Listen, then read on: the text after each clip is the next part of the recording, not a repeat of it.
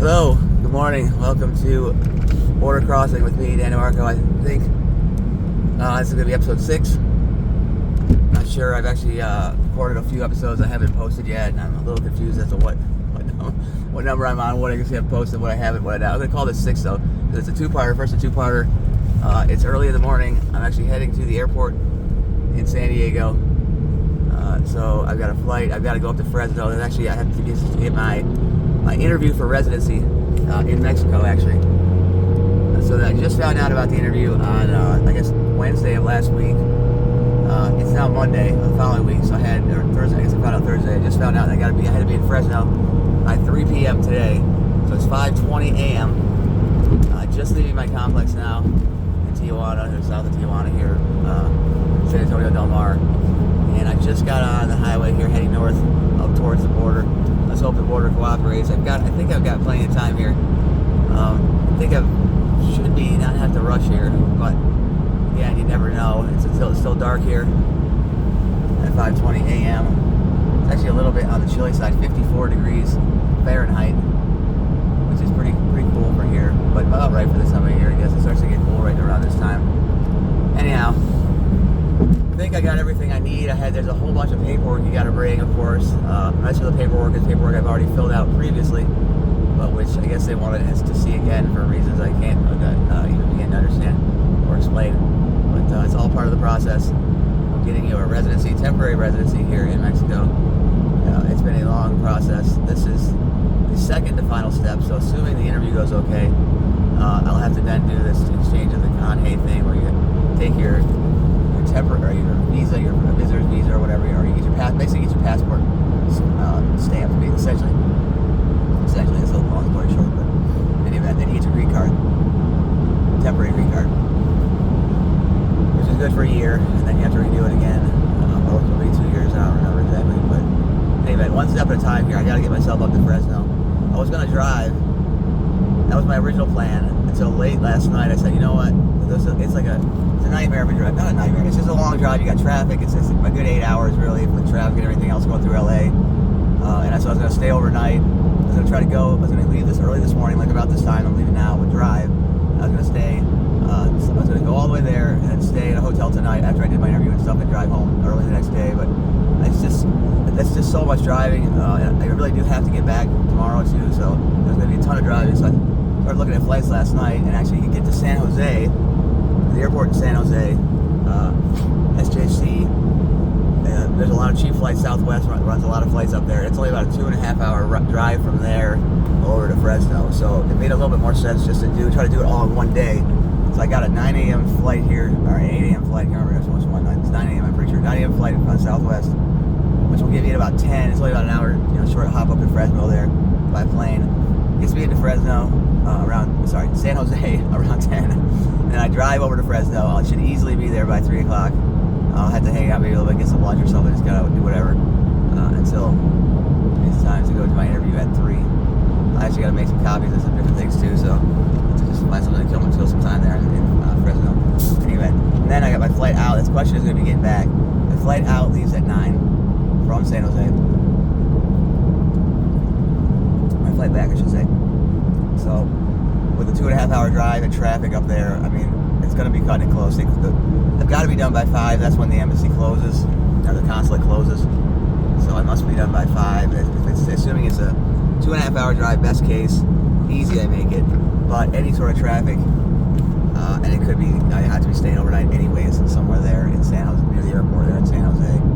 I hope that doesn't happen. I really want to get home tonight if I can. I got a big day of stuff going on tomorrow too, on Tuesday, and I hope I get back tonight. So I'm not worried about that now. Right now I'm not worried about getting to the airport on time and good parking. Nice thing is, it's a single day trip. I don't have any luggage. I just got my backpack with my paperwork in it, computer. Not bringing anything else. No climbing stuff. No, nothing. Plan is just to do this trip, do this thing, do this interview, and get home.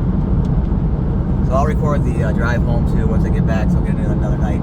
This is going to be, it'll probably still be mostly dark by the time we get to Tijuana here. We're coming up on it in a bit. I'm going to go through the toll here. It's a toll booth still.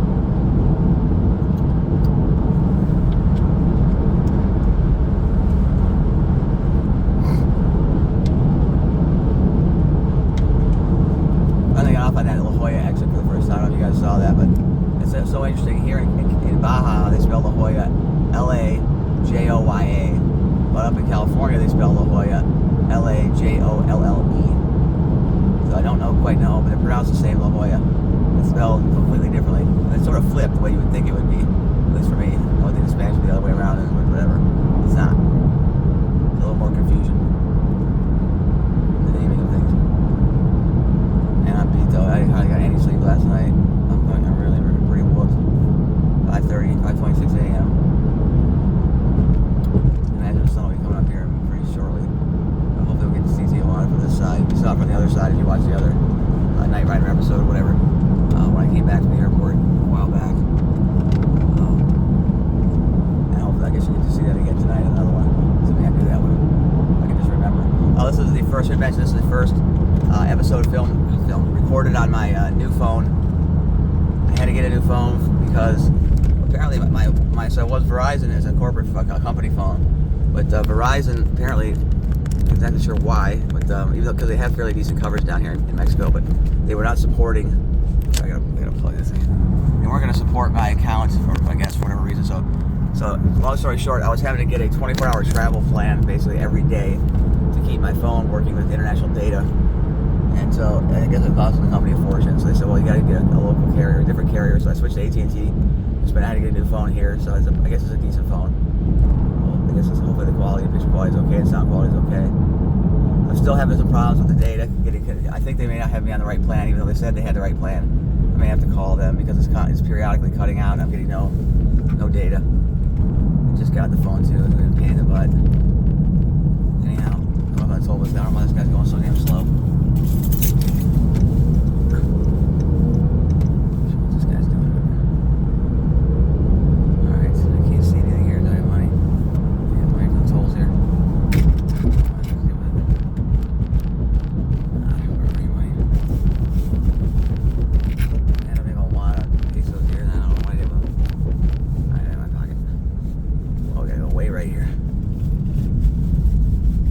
Got our toll thing. We got to get that sorted to get this free toll. It's ridiculous. We're getting a toll every day. It's cheap, but still.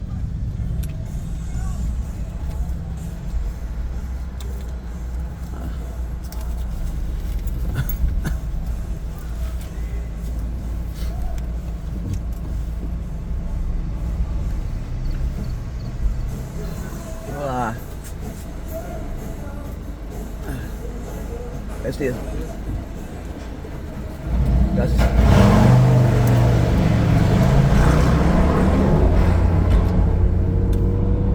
guess we just set up smooth there.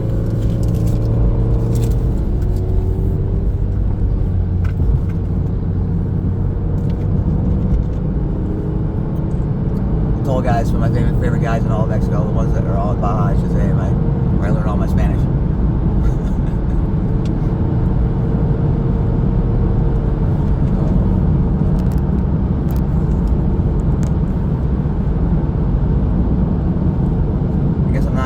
I got about a half a tank here, so I'm gonna not get gas. I think get to the airport and back, or I'll get some gas maybe on the way back. Definitely will not be getting gas in the U.S. though, but getting here in Mexico is always so much cheaper.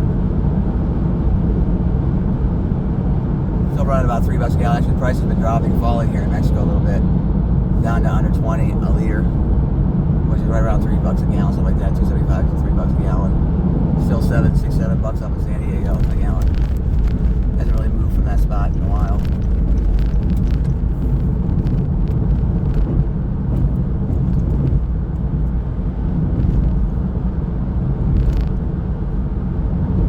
So it's Dia de los Muertos, so I'm pardon my horrendous butchering of that here in Mexico. My wife and I went to a party.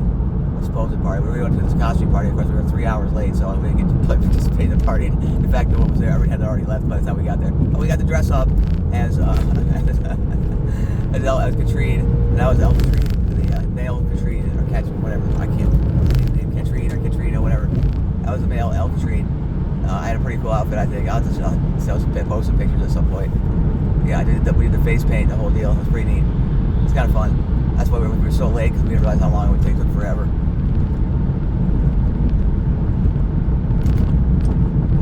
But maybe next year we'll get in the actual game, make it there for the contest. Fest or whatever.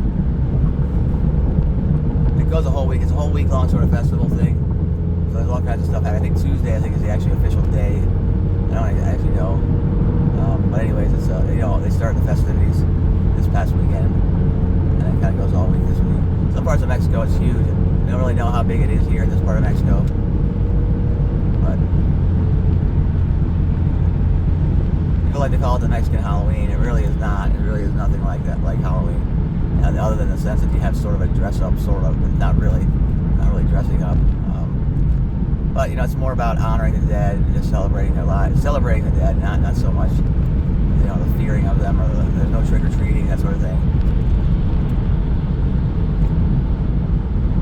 It's a festive holiday here, I would say.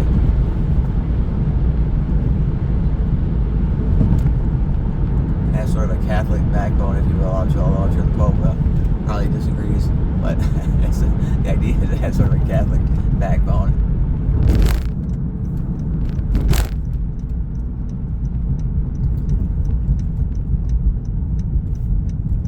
Picture the Pope just wringing his head, just put his hand in his hands there at the Vatican, thinking about when he thinks about Mexico and Catholics here, because they got to drive him nuts with their slight straying from orthodoxy.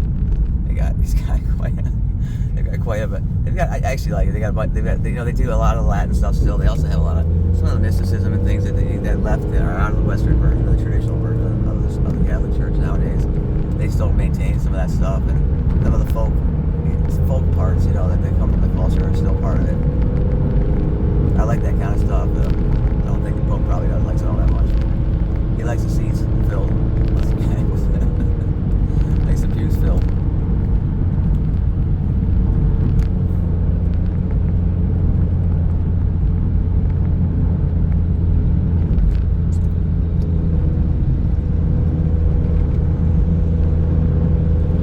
Alright, so the route I'm going to take here is, I don't know if I said this, but the fastest route possible, if any of you, maybe we have the one person that watches this, remember, that's the route that I've been taking. So the fastest route possible now, the shortest distance route, which I believe is the shortest distance possible from routes south of, along the border, along the coast here, south of the border, back up to the border, is the route I take every day now. Actually, I go to that, I take this route, because I've actually been able to make that turn, that U-turn there, right into the back of the line 3 times now. Okay, so it's not as rare an event as I once thought it might be. There's no way to predict when or where or how. But anyways, so now what I do is I take that route every single time and I just backtrack. If I can't make that U-turn right there to get to the back of the line, I just drive down that road until I get as far as I can until I get U-turn. You'll see what I mean when we get up there. I doubt I'll be able to. Although it is pretty early, 5:30, I may just be able to hop in the back line. There's a lot of traffic building now, as you can see already, in front of me and coming actually the other direction too, which is unusual, out of the U.S. into Mexico. I feel like I forgot. So, there's crap falling out of my backpack here. That's not good. Hopefully it's not my paperwork. I can't see anything. It's so dark in here. Right. Alright, anyways. Okay, this is what I'm doing here.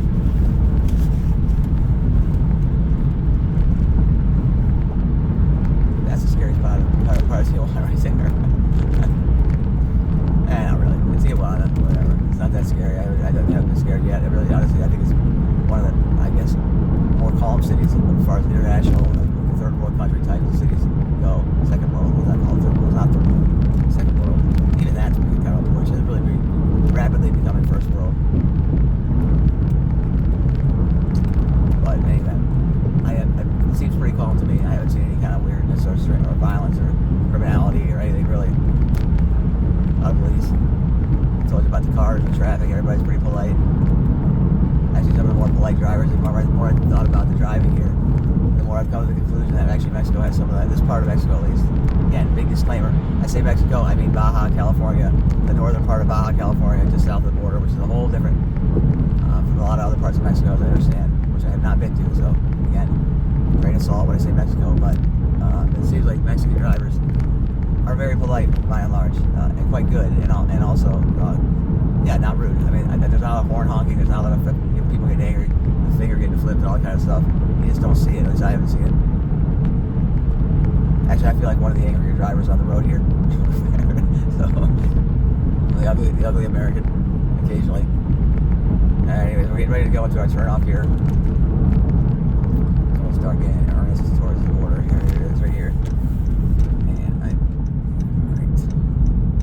You don't have to turn here. There's another. If you miss this thing here, I think there's one more chance to turn right. You can get. It's right down here by the police station up here. So you can just do a right turn. You can still jiggy on up this road here. Which if I knew what it's called, I would tell you, but I do not. As I said, I don't know what any of the names of the roads are called here. They really drive by, let's say, memory. Google Maps is semi-useless in certain parts, and sometimes it can really lead you astray. I try to avoid it as much as possible. Hopefully, with my AT&T, I'm going to get better coverage. There's several parts of the city too where I had zero coverage. So my Google Maps would just die. I've downloaded all the local maps, I think, all the offline maps, I think, now for the area, so hopefully that would happen again, but hopefully I got better coverage now with AT&T. So here's a little municipal police station here. Oh, dude, that guy just went. Yeah, that was taken over right there. Yeah. Alright.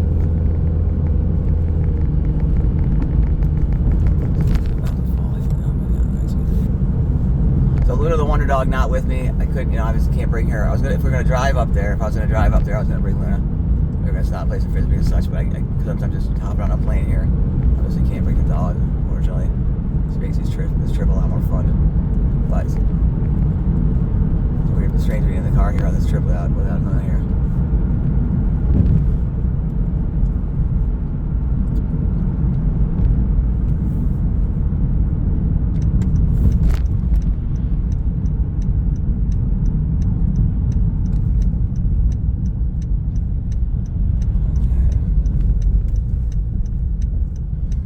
Park. That's where we had a car parked for a very, very long time until Jen finally got her global entry. Didn't have to have that double car park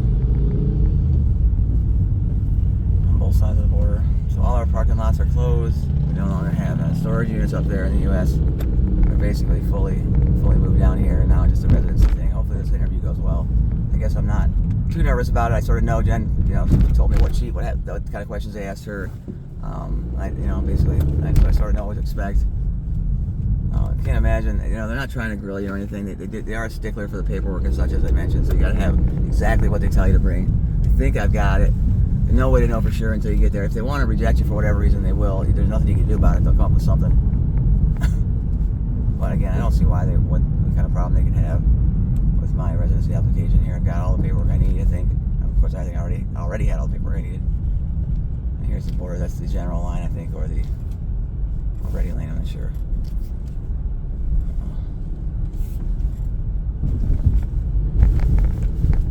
That's the municipal police. Again, that's sort of the second line, and you have to have sort of the touristic or whatever down the bottom, which I really don't see around this part of Mexico. Apparently, they are here.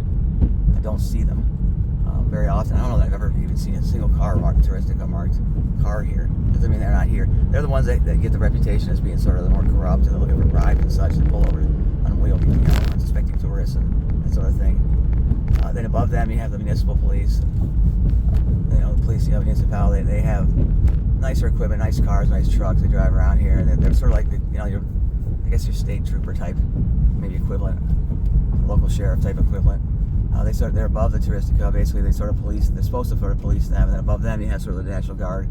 Army, different military, and then mixed in there, so I can't turn left here directly to the back of the line. There's the yellow guy out there. So, but it doesn't look like I'm gonna have to go too far back here to get to the back of the line. Although, man, boy, I tell you, 5:40 a.m. and already there's a good chunk of people in this line here. Wow, this line is moving briskly. So this road you can actually U-turn. Once you get past these barriers here, you can U-turn legally. It's set up to U-turn because they know people are trying to get into the century line here. You'll see actually signs on the side of the road that say U-turn. So as soon as you get to the back of the line, you can do a U-turn. There's one right there. You can do a U-turn to get into the back of the line. And you go, man, this is really actually going quite far back. I'm surprised at this time of the morning, 5:40 a.m. Wow. Jeez, holy smokes. Okay. Wow. Dang. I should have got out a little bit earlier. Man, past the first traffic circle. Jeez. Wow. I say it's a Monday. I mean, maybe that's part of it. Should still be okay time-wise. I think I'm not really going to push here. I have to go back further even, or can I just dig in right here? Let's see if we got the yellow shirts here.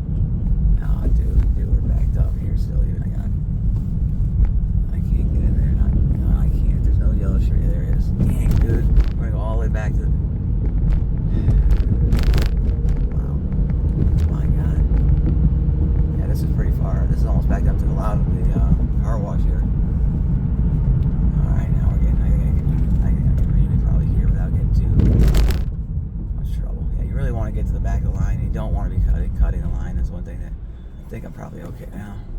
I'm gonna just be extra nice here. I'm gonna go through here. That stop sign, just be an extra nice guy. Go to the very, very back of the line, and I'm just gonna U right here. Could have probably cut it there at that stop sign, no big deal, but I ain't doing that. You really want to be, as polite as you can, get to the very back, which I just did. And now finally we're heading back towards the border. So from here, this is probably 20 minutes, depending on how fast the things move at least, to get across. It looks like things are moving pretty briskly up, at least up towards the front. Anyhow, what was I talking about? I don't remember what I was talking about before I changed subjects again. Switch gears there. But, hi.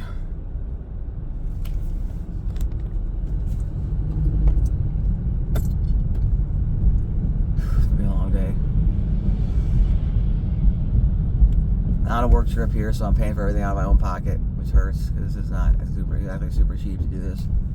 It's a one-day trip. I got a pretty good flight. Southwest flies up to San Jose, their airport, like 6 or 7 flights a day, 8 flights a day. Quite a lot of flights.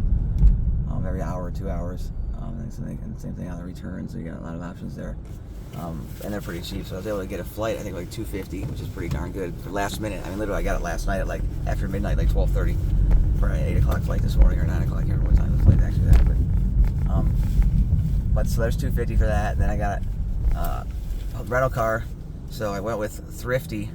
So Thrifty. I was able to get a rental car from Thrifty for $60. So there's $310. Let's see. I got a park at the San Diego airport. That's going to really hurt. So that's running, I think, currently $48 a day for garage parking there. If you can believe that, it's crazy. $48 a day, just insane to park at San Diego airport. They got one only in terminal. You can only park in terminal 2 because the construction they're doing there is just it sucks, man. I hate that airport. Worst airport. Anyways, so that's going to be another That's going to be another $50. So there's $360. It's going to cost me $48 for the visa thing at the interview. There's $410. Let's see. Of course, food, other incidentals, probably $50. There's $460.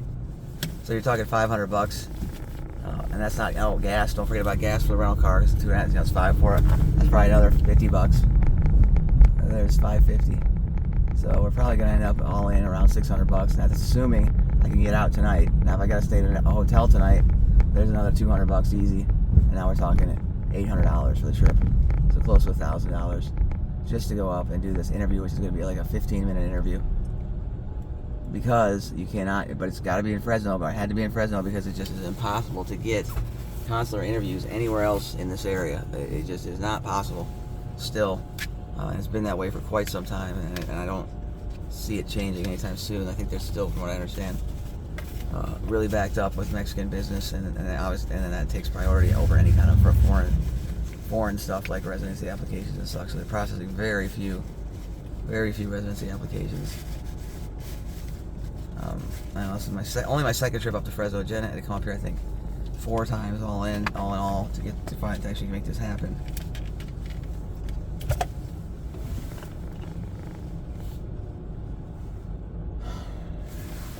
I think, hopefully.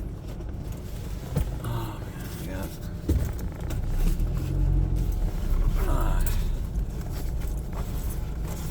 It's kind of a fun drive. Actually, I was sort of looking forward to the drive, but at the same time dreading it. So I'm actually glad I'm doing this flight approach, because that drive is just traffic is really brutal, especially around LA, no matter what time of day. And even if I was leaving now, which I would be leaving now, this would probably be the exact time if I was driving to all the way up there. But in any case, I feel better about this because it's only it's a quick flight. And it's only 2.5 hours. So again, traffic is going to be the wild card here. I think I've got plenty of time to get there, budgeted at the front end. It's the back end I'm a little worried about. And if I don't make that 9 o'clock flight, that will not be leaving until the next day, which would really suck because I really got to get back on Tuesday. What am I missing here? My global entry card.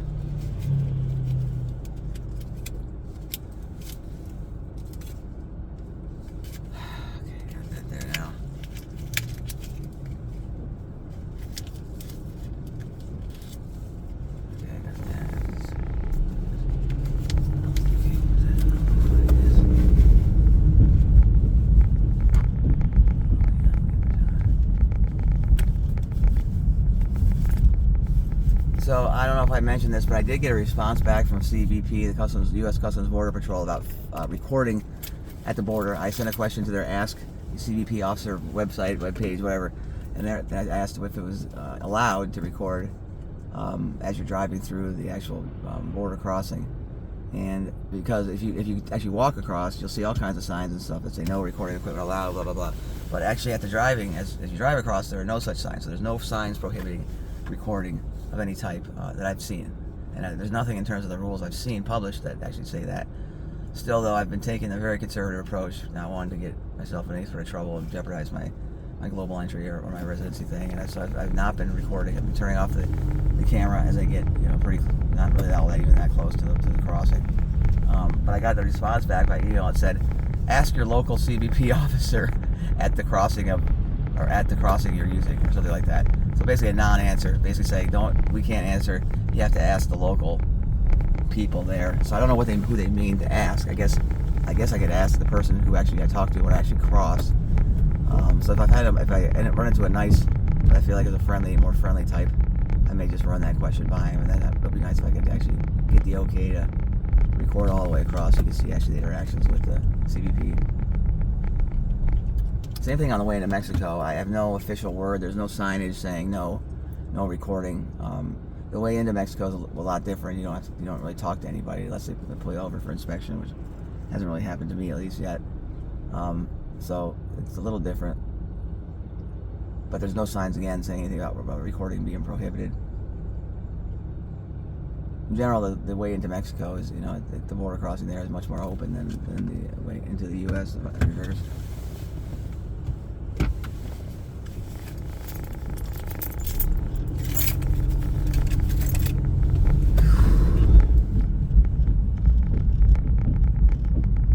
Flying into Fresno directly was not an option. There's only Alaska Airlines is the only airline that flies, as far as I can tell, direct from San Diego to Fresno. They have like 2 flights a day.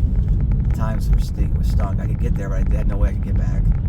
There's no way I could make a flight to get back, so I was stuck there, or I could have taken a different airline, whatever. But this San Jose thing worked out okay, which was a little closer, but still only a 2.5 hour drive versus a 6 to 8 hour drive going the whole way from here.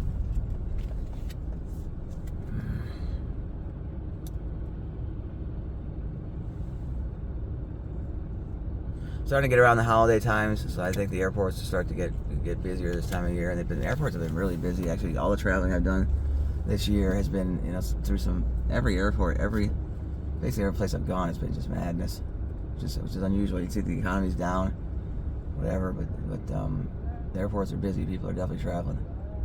Border crossing has been busy. I think the past couple months it has slowed down somewhat, maybe because it's the tourist off season or whatever, or something. I don't know, but it seems like things have slowed down a little bit. Yeah, this is really moving pretty quickly. I got up here pretty quick, so we're at this is officially in the beginning of the back of the line at the actual border crossing now. That's what the pedestrian crossing looks like.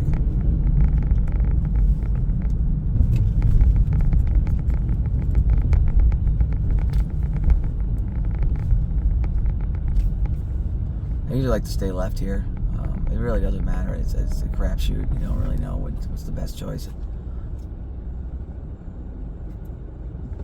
There are some cameras you can use, and I'm going to do an episode one of these times. I'm going to take you through a couple of the apps that I rarely use, but that you could get that might help you as far as navigating the border, getting across faster. Certainly, there's one that's actually pretty good that has 5 or 6 different cameras. You can see any part of the line. You can see exact times. You can participate in providing data, just how long it takes you to get. You can start a little timer, like when you get into the back of the line, you start a timer, and it shares that data with everybody. And it's fairly widely used, so it's got a pretty good big user base.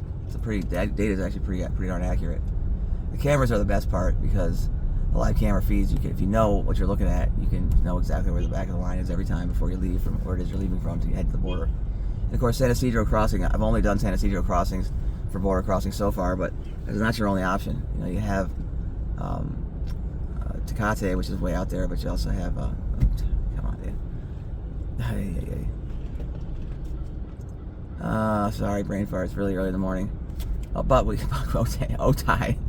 Otay butt. I say Otay butt wheat because that's, I don't know, Saturday Night Live back in the day. Eddie Murphy, Otay butt wheat. It's Otay. It's spelled the same way. Otay Crossing is only like 20 minutes away, further east. But that's a much smaller crossing. They've got like two lanes for a global entry. Maybe 3. I can't remember. And Tecate's even smaller. Tecate's a really rural crossing, really used mostly by agriculture. But it's a great one to use if things are backed up big time at the other two, because no one ever uses it. Rarely do people really use that one. It just takes a while to get out there. And it's way out of the way from San Diego. There's the pedestrian line out there to the right. It's really backed up. 2, 3 hour, 4 hour waits to the pedestrian line are not uncommon at all. Same thing for the general lanes, all traffic lanes, even the ready lanes. You can run into that sort of thing. In fact, you usually do. I would say if you're going to be using the ready lanes, almost any time of day, any day of the week, plan on 2 hours at least, if not 3 or 4 or more. And same for general, but maybe double it. Well, it really opens up here. Wow, look at this. Why are these people stopping here? See, normally this stop sign is like a fake stop sign. I'm not sure why people are actually stopping at it, because you don't really need to. It's really opened up here. I've never seen it like this, where you pull through that stop sign, it's just like wide open. They must have just opened a bunch of lanes or something, because it's never like this. I actually got to go, guys. All right, take care.